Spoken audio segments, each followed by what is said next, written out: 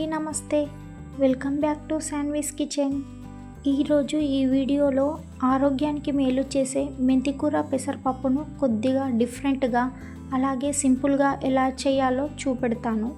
ఈ పప్పును చేయడానికి వాడే మెంతికూర పెసరపప్పు రెండు కూడా శరీరానికి చాలా మంచివి. ఇంకా లేట్ చేయకుండా మెంతికూర పెసరపప్పు చేసే ప్రాసెస్లోకి వెళ్ళిపోదాం. ముందుగా ఒక గిన్నె తీసుకొని ఆ గిన్నెలోకి 1 కప్పు పెసరపప్పును తీసుకున్నాను. పెసరపప్పును శుభ్రంగా కడిగి కుక్కర్లోకి తీసుకొని ఏ కప్పుతోనైతే పెసరపప్పును తీసుకున్నామో అదే కప్పుతోని 2 కప్పుల వాటర్ పోసి ఒక విజిల్ వచ్చే వరకు ఉడికించుకొని తీసుకోవాలి. ఇప్పుడు ఫ్లేమ్ ఆన్ చేసుకొని ముందుగా కుక్కర్లోకి 3 స్పూన్ల దాకా ఆయిల్ను తీసుకోవాలి. నేను ఇక్కడ కుక్కర్లో పప్పును చేస్తున్నాను, మీరు కావాలనుకుంటే కడాయిలో కూడా చేసుకోవచ్చు. ఆయిల్ వేడయ్యాక 1 టేబుల్ స్పూన్ ఆవాలు, 1 టేబుల్ స్పూన్ జీలకర్ర, అలాగే 3 ఎండుమిరపకాయలను, కట్ చేసుకొని పెట్టుకున్న ఉల్లిపాయ ముక్కలను, తరిగి పెట్టుకున్న 10-12 ఎల్లిపాయ ముక్కలను కూడా వేసుకొని కలుపుకోవాలి. ఆనియన్స్ కూడా కొద్దిగా ఫ్రై అయ్యాక కట్ చేసి పెట్టుకున్న మెంతికూరను కూడా వేసుకోవాలి.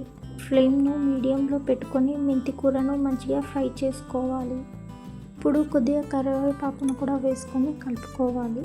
ఇంకా 1 నిమిషం ఫ్రై చేసుకున్నాక 1 టేబుల్ స్పూన్ పసుపు, రుచికి సరిపడినంత ఉప్పు, 1 టేబుల్ స్పూన్ ధనియాల పొడి, 1.5 టేబుల్ స్పూన్ కారం పొడి వేసుకొని కలుపుకోవాలి. వేసుకున్న మసాలాలు మెంతికూరకు పట్టుకునే వరకు మంచిగా కలుపుకోవాలి. ఇప్పుడు ఇందులోకి ముందుగా ఉడికించి పెట్టుకున్న పెసరపప్పును కూడా వేసుకొని మెల్లిగా కలుపుకోవాలి. పప్పు అడుగు అంటకుండా కలుపుతూనే ఉండాలి. 1 నిమిషం తర్వాత ఇందులోకి 1 గ్లాస్ వాటర్ను పోసుకొని కలుపుకోవాలి.